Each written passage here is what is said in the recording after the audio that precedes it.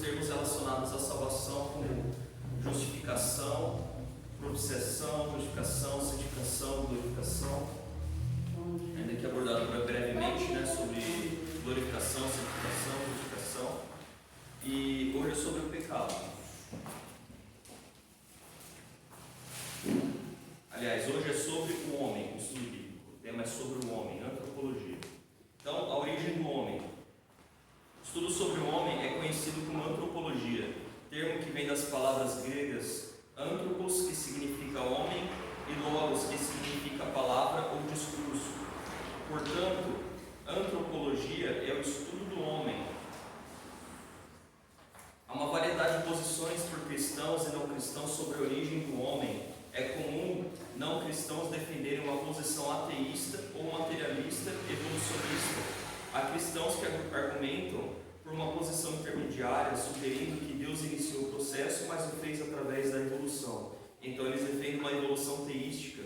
A evolução teísta seria uma espécie de conciliação da ideia da divindade com a teoria da evolução biológica.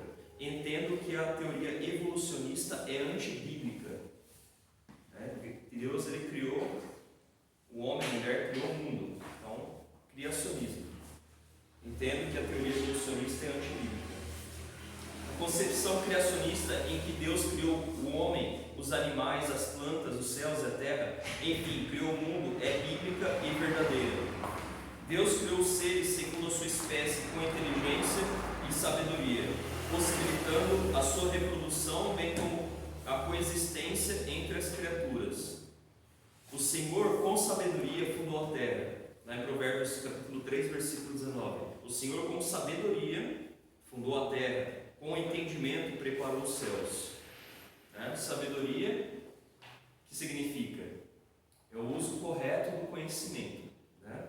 Também em Jó capítulo 28, versículo 28, diz que sabedoria é o temor do Senhor. Deus criou cada criatura segundo a sua espécie. Então, ler capítulo 1 de Gênesis.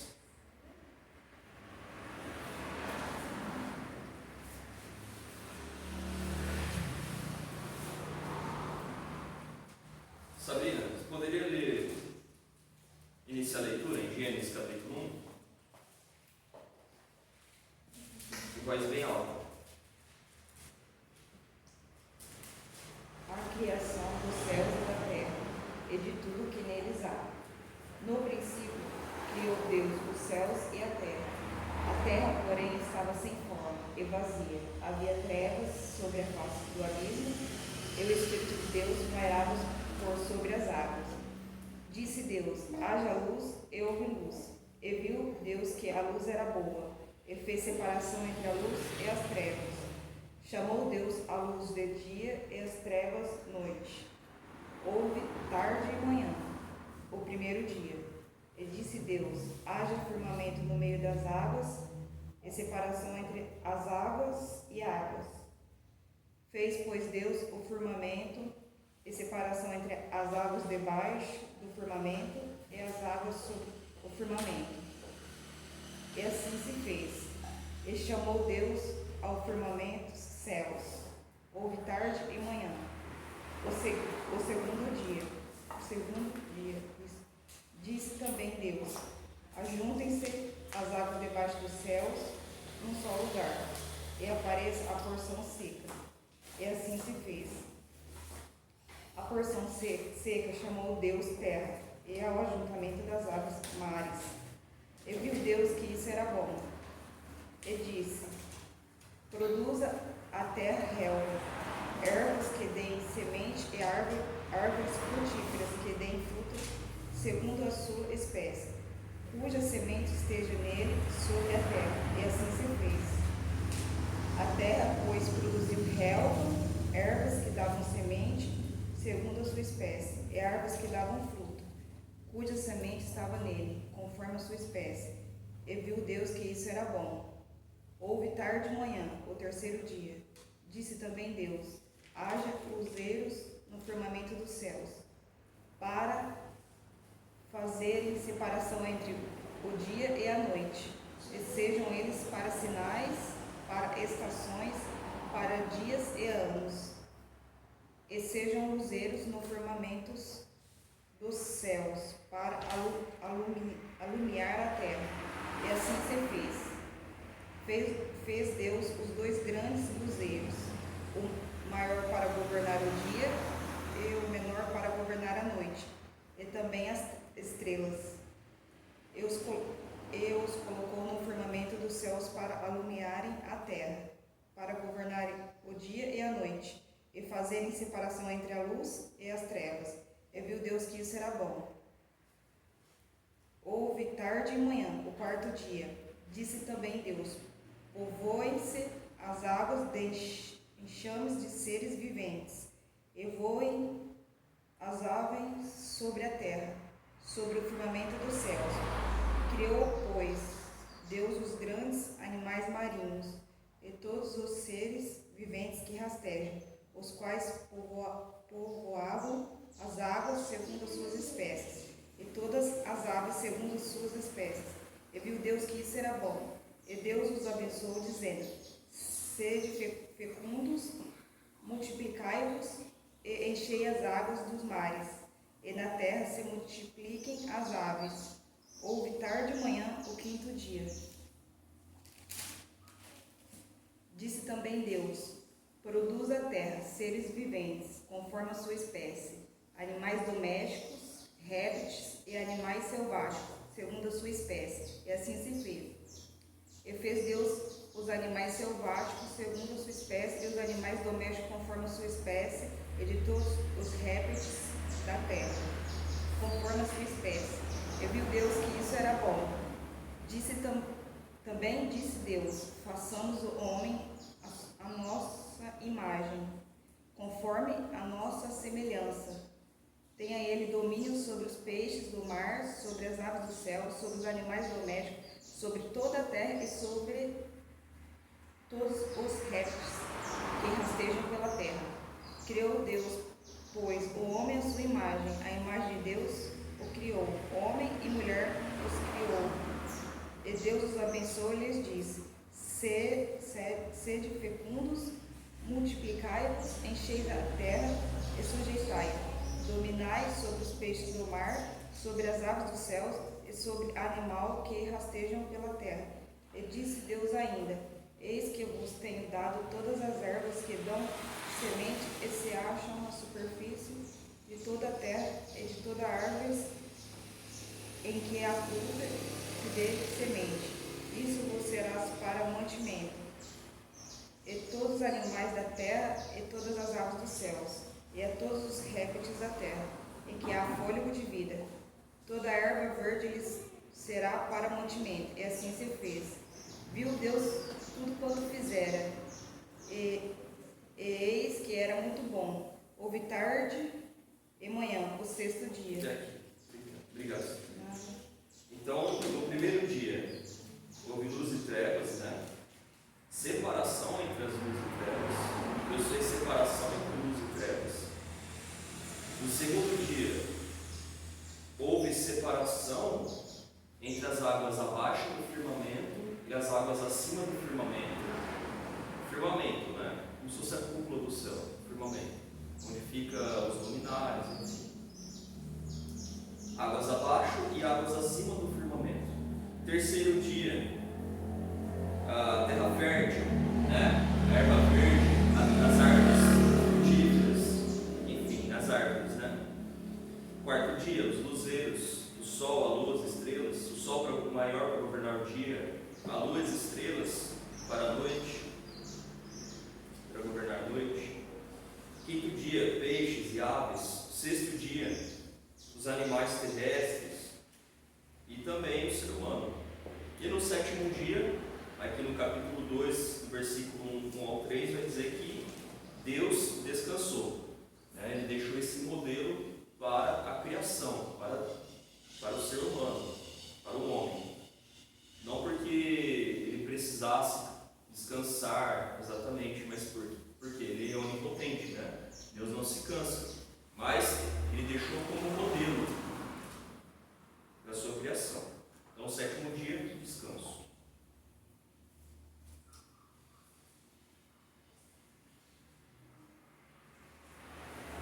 Agora, sobre a formação do homem. Então, nós vimos o quê? Que Deus criou cada criatura segundo a sua espécie.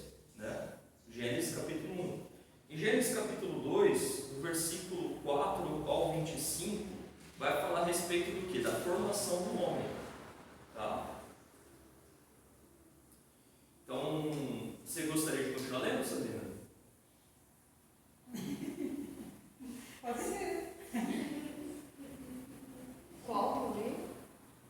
Gênesis capítulo 2, só o versículo 4, pode ler, por favor. Esta é a gênese dos céus e da terra, quando foram criados, quando o Senhor Deus os criou. Então essa é a origem, né? Essa é a gênese do céu e da terra. Há muitas teorias que vai contra o relato bíblico, né? Teorias sobre teorias materialistas, ateístas, enfim, que vai contra o relato bíblico. Só que a Bíblia diz que Deus criou os céus e a terra, né? No princípio.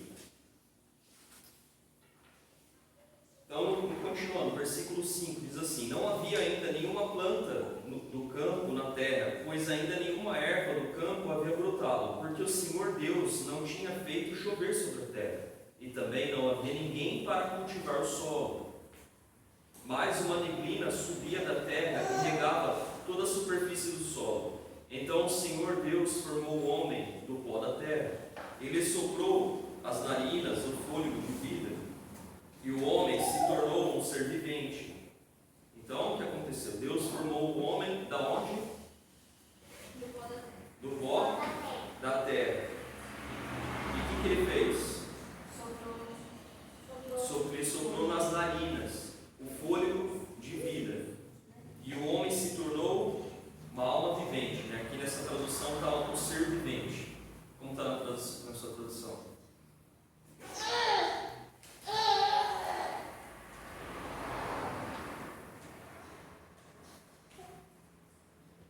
Versículo 7. Final do versículo 7. Alma vivente. Alma vivente, né? Alma, uma alma vivente. Aqui na NAA está ser vivente. Versículo 8. E o Senhor Deus plantou um jardim no Éden, na direção do Oriente, e pôs nele um homem que havia formado. Lembra que no versículo 5 foi dito que não havia ninguém para cultivar o solo, né? Aqui no 8 está dizendo que pôs nele o homem, né, no jardim do Éden, um homem que havia formado. Do solo o Senhor Deus fez brotar todo tipo de árvores agradáveis à vista e boas para alimento, e também a árvore da vida no meio do jardim, e a árvore do conhecimento do bem e do mal. E um rio saía do Éden para regar o jardim, e dela se dividia, repartindo-se em 4 braços. O nome do primeiro é Pison, que rodeia a terra de Gabilá, onde há ouro. O ouro dessa terra é bom. Também se encontra ali lá o bidélio e a pedra de ônix. O nome do segundo rio é Gion, e o que rodeia a terra de Cush é o que rodeia a terra de Cush. O nome do terceiro rio é Tigre, é o que corre pelo leste da Síria, e o quarto rio é o Eufrates. O Senhor Deus tomou o homem e o colocou no jardim do Éden para o cultivar e o guardar. Então, no versículo 5 diz que não havia ninguém para cultivar o solo, e no versículo 15 diz que Deus tomou o homem e o colocou no jardim do Éden para o cultivar e o guardar. E o Senhor Deus ordenou ao homem: de toda árvore do jardim você pode comer livremente, mas da árvore do conhecimento do bem e do mal você não deve comer, porque no dia em que dela comer você certamente morrerá. Então, essa era como que a lei do jardim, né, a qual foi transgredida e causou a queda do homem. A formação da mulher. O Senhor disse ainda, versículo 18, Gênesis 2: não é bom que o homem esteja só, farei para ele uma auxiliadora que seja semelhante a ele. Havendo, pois, o Senhor Deus formado da terra todos os animais do campo e todas as aves dos céus, trouxe-os a Adão, para ver que nome lhes daria, e o nome que ele desse a todos os seres vivos, esse seria o nome deles. O homem deu animais domésticos, às aves dos céus e a todos os animais selvagens, mas para o homem não se achava uma auxiliadora que fosse semelhante a ele. Então o Senhor Deus fez cair um pesado sono sobre o homem, e este adormeceu. Tirou-lhe uma das costelas e fechou o lugar com carne. E da costela que havia tirado do homem, o Senhor Deus formou uma mulher e a levou até ele. E o homem disse: esta, afinal, é osso dos meus ossos e carne da minha carne. Será chamada varoa, porque do varão foi tirado. Por isso o homem deixa pai e mãe e se une à sua mulher, tornando-se os dois uma só carne. Aqui já é como que a norma do casamento, né? Ora, um e outro, o homem e a sua mulher, estavam nus e não se envergonhavam. Amém? Então, a formação do homem. Gênesis capítulo 2, versículo 4 ao 25.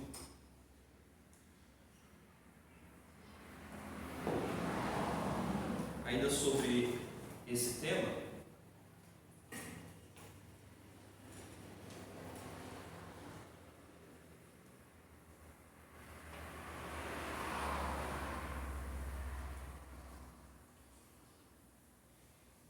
vou iniciar a leitura, vou ler Conhecendo as Doutrinas da Bíblia, página 102.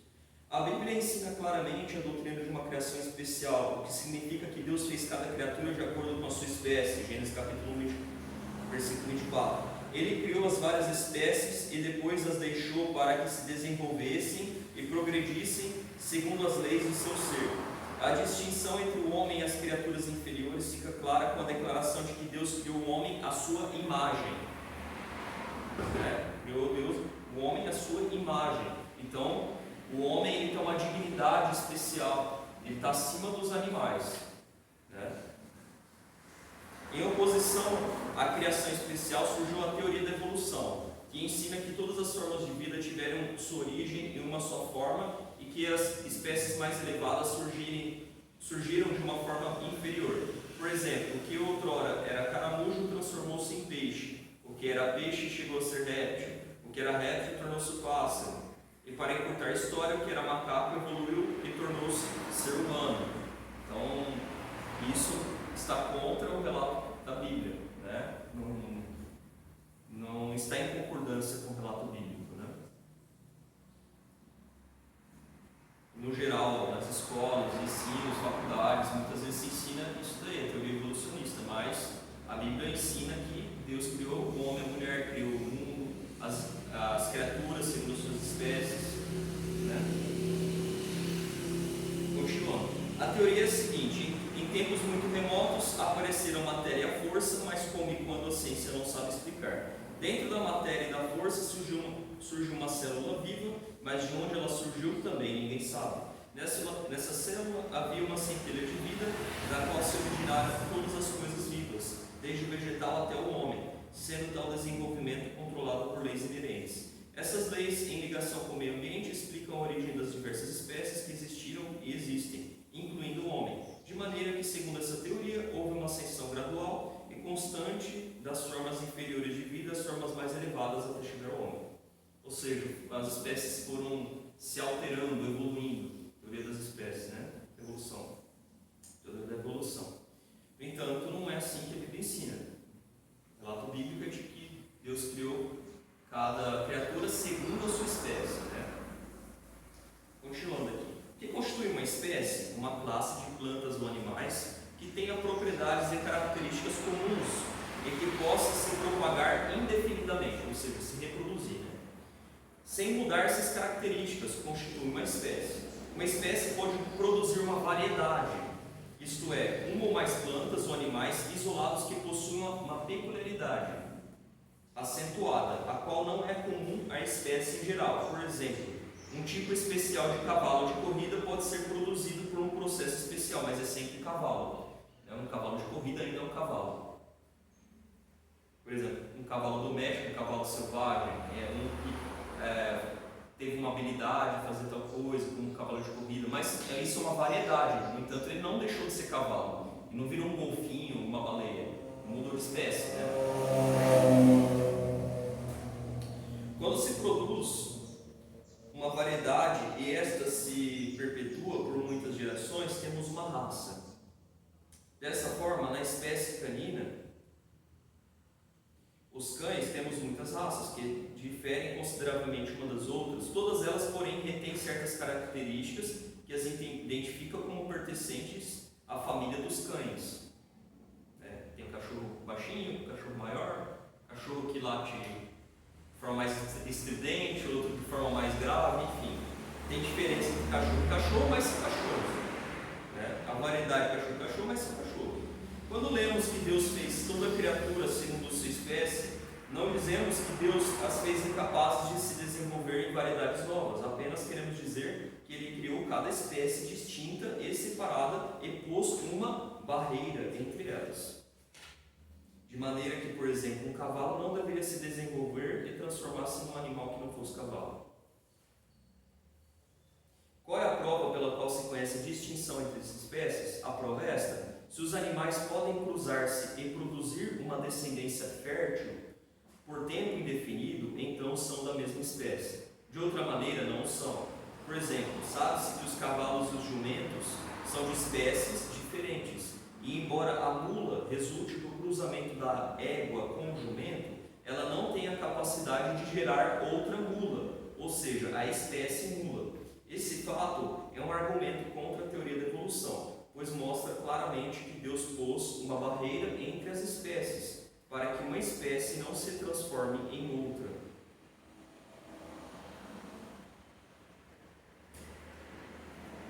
Continuando então.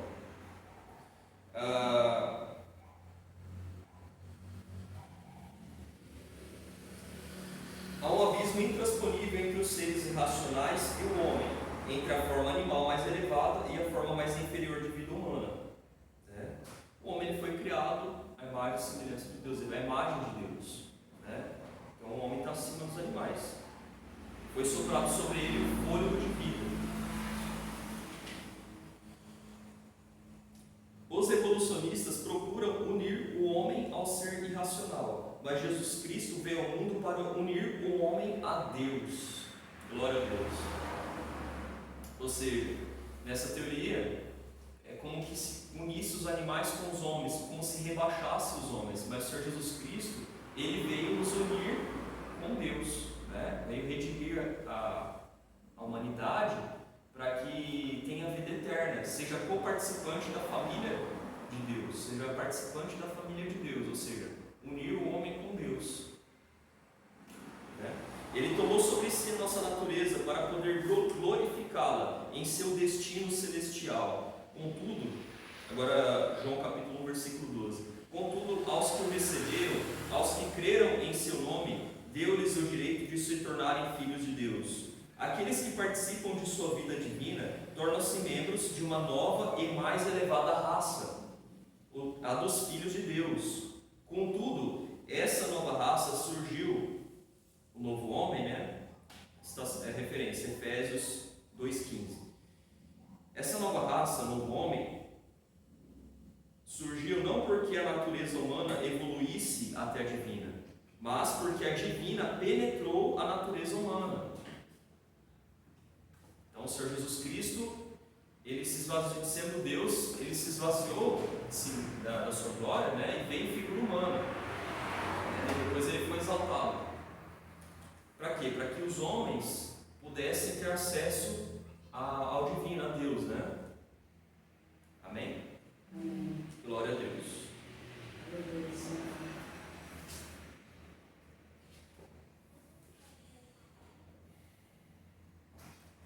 Agora, isso aqui é baseado no dicionário bíblico Wycliffe. Porque a concepção criacionista é biblicamente correta e, portanto, verdadeira. Aqui aponta 5 tópicos, 5 argumentos. 1. Os relatos bíblicos do livro de Gênesis afirmam, ou seja, a concepção criacionista, que Deus criou as coisas, conforme o relato bíblico. Os relatos bíblicos do livro de Gênesis o afirmam. 2. O Senhor Jesus Cristo também afirma. Agora, referência, Mateus capítulo 19, versículo 4 a 6. Então, o Senhor Jesus Cristo também afirma.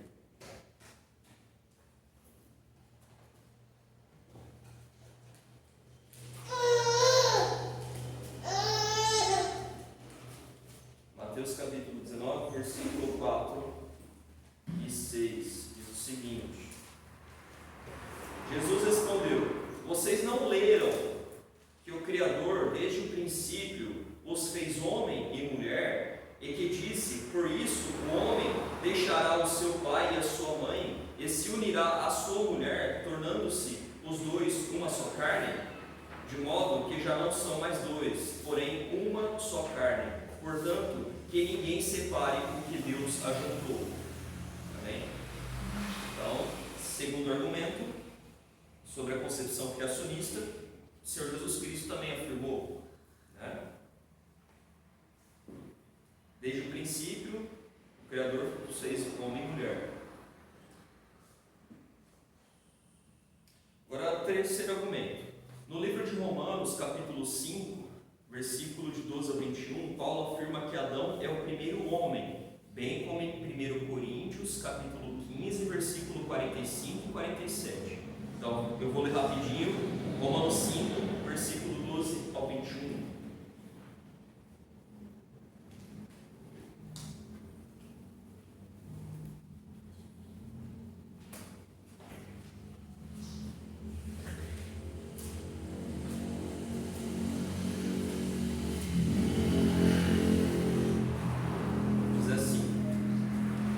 Portanto, assim como por um só homem entrou o pecado no mundo, e pelo pecado veio a morte, assim também a morte passou a toda a humanidade, porque todos pecaram. Porque antes de a lei ser dada havia pecado no mundo, mas o pecado não é levado em conta quando não há lei.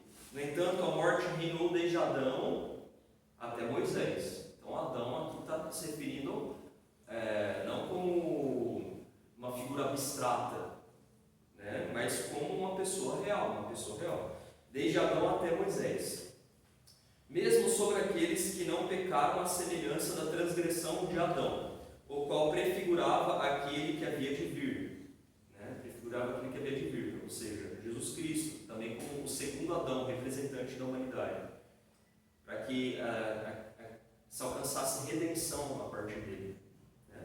Versículo 15: mas o dom gratuito não é como ofensa, porque se muitos morreram pela ofensa de um só, muitos mais a graça de Deus e o dom pela graça de um só homem, Jesus Cristo, foram abundantes sobre muitos.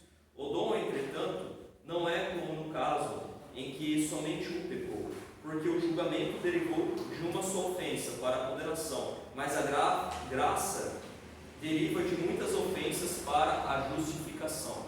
Graça, o que é? Favor imerecido. Mesmo sem merecer, receber um favor. No caso de Deus, mediante a fé no Senhor Jesus Cristo, alcança a salvação. Se a morte reinou pela ofensa de um, e por meio de um só, muito mais os que recebem a abundância da graça e o dom da justiça reinarão em vida por meio de um só, a saber, Jesus Cristo. Portanto, assim como por uma só ofensa veio o juízo sobre todos os seres humanos para a condenação, assim também por um só ato de justiça veio a graça sobre todos para a justificação que dá vida. Porque, como pela desobediência de um só homem muitos se tornaram pecadores, assim também por meio da obediência de um só, no caso de Jesus Cristo, muitos se tornaram justos. A lei veio para que aumentasse a ofensa, mas onde aumentou o pecado, aumentou muito mais ainda a graça, a fim de que, como o pecado reinou pela morte, assim também a graça reinasse pela justiça que conduz à vida eterna, por meio de Jesus Cristo, nosso Senhor. Glória a Deus.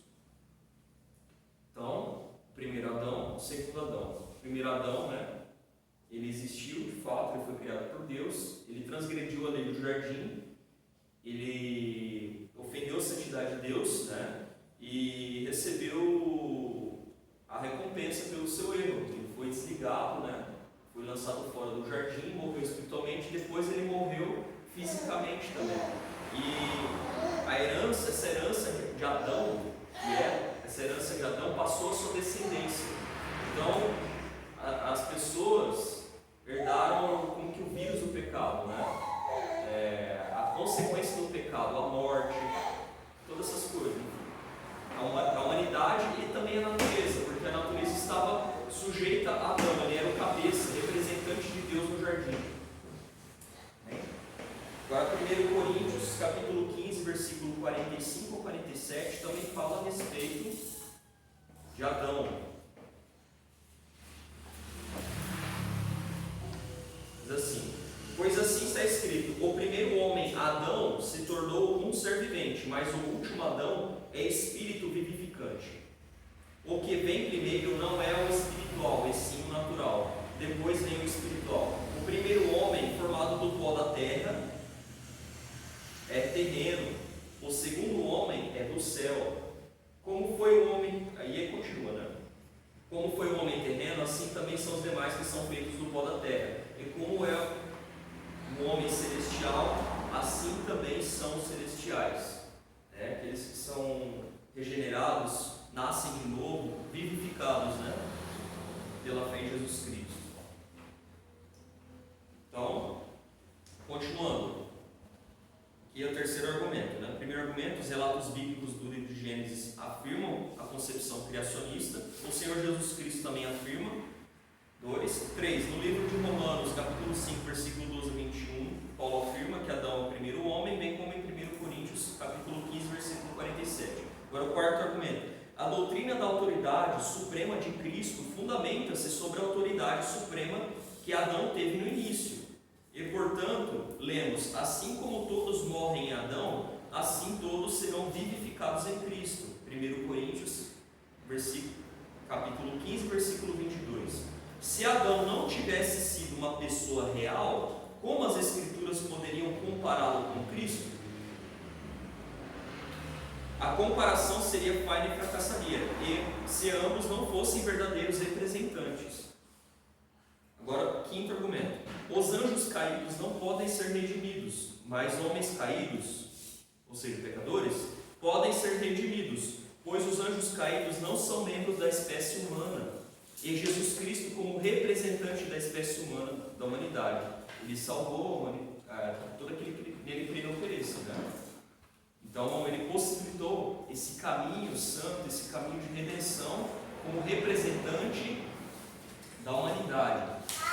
Não há anjos ou anjos caídos, enfim, mas a humanidade. E como consequência, sendo o homem o cabeça da criação, né, o mundo jaz maligno por causa do pecado, mas Adão ele foi como que representante de Deus no jardim.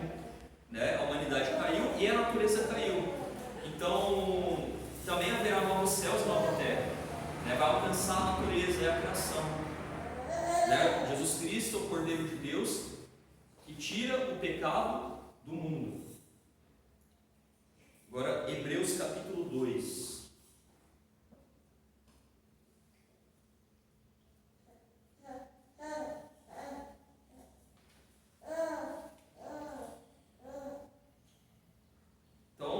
Especialmente versículo 2, 3, 16, 17 e 18.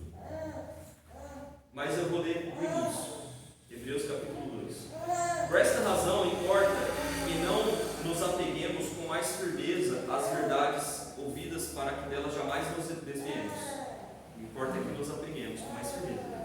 Versículo 2. Porque se a palavra falada por meio de anjos se tornou firme, e toda transgressão ou desobediência recebeu justo castigo, como escaparemos nós, se não levarmos a sério tão grande salvação?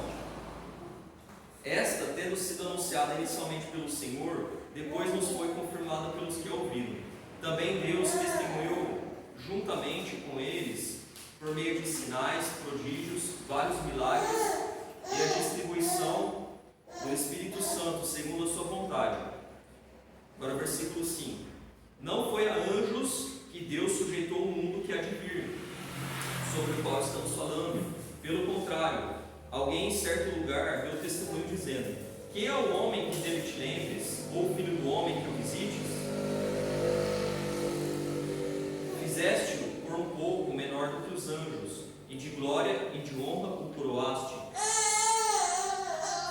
Todas as coisas sujeitaste debaixo de seus pés.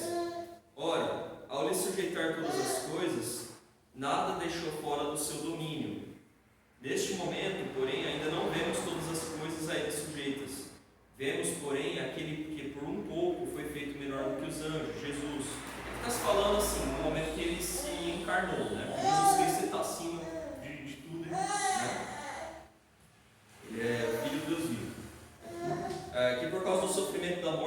coroado de glória e de honra, para que pela graça de Deus provasse a morte por todos.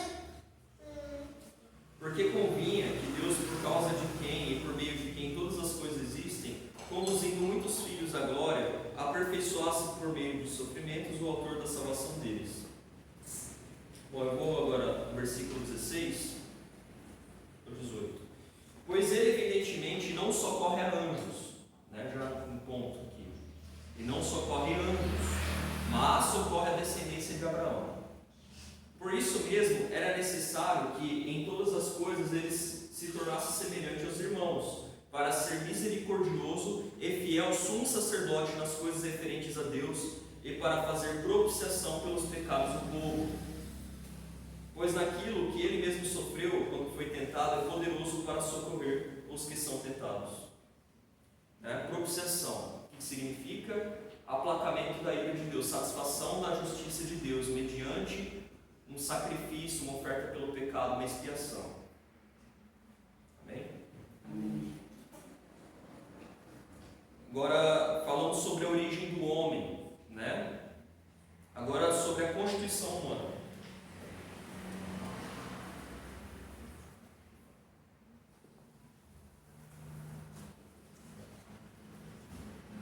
Então, sobre a constituição humana, a segunda parte do estudo sobre o homem. O homem é formado por uma parte material, corpo, e duas partes materiais, alma e espírito. Aí tem as referências bíblicas, né? Lucas capítulo 23, versículo 46, Lucas capítulo 24, versículo 39, João capítulo 12, versículo 27, 1 Tessalonicenses capítulo 5, versículo 23, Hebreus capítulo 4, versículo 12. Então, por exemplo, lá em Lucas capítulo 23, versículo 46, diz assim: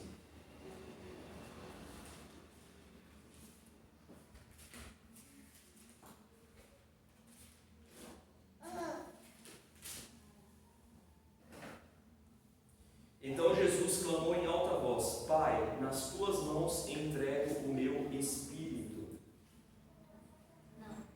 Agora, Lucas capítulo 24, versículo 39. Vejam as minhas mãos e os meus pés, que sou eu mesmo. Toquem em mim e vejam que é verdade, porque um espírito não tem carne nem ossos, como vocês estão vendo que eu tenho. Aqui é depois que ele foi ressuscitado, né? João capítulo 12, versículo 27, diz assim: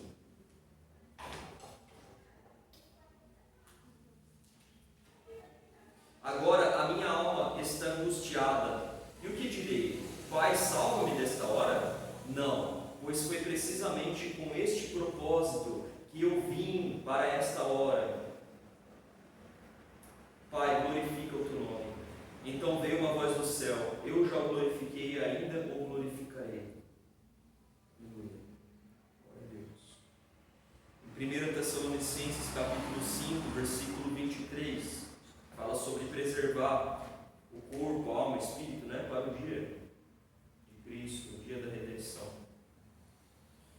Diz assim: O mesmo Deus da paz os santifique em tudo, e que o espírito, a alma e o corpo de vocês sejam conservados íntegros e irrepreensíveis na vinda de nosso Senhor Jesus Cristo. Amém? Amém. Glória a Deus. Em Hebreus capítulo 4, versículo 12.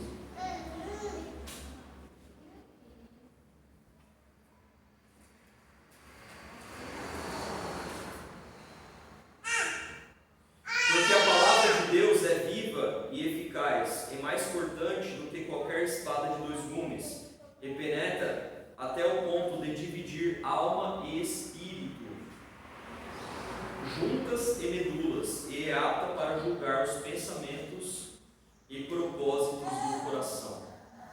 Amém? Então aqui vemos alguns elementos, né? Dividir alma e espírito. Há posições teológicas sobre a composição do homem, sendo que a declaração de fé da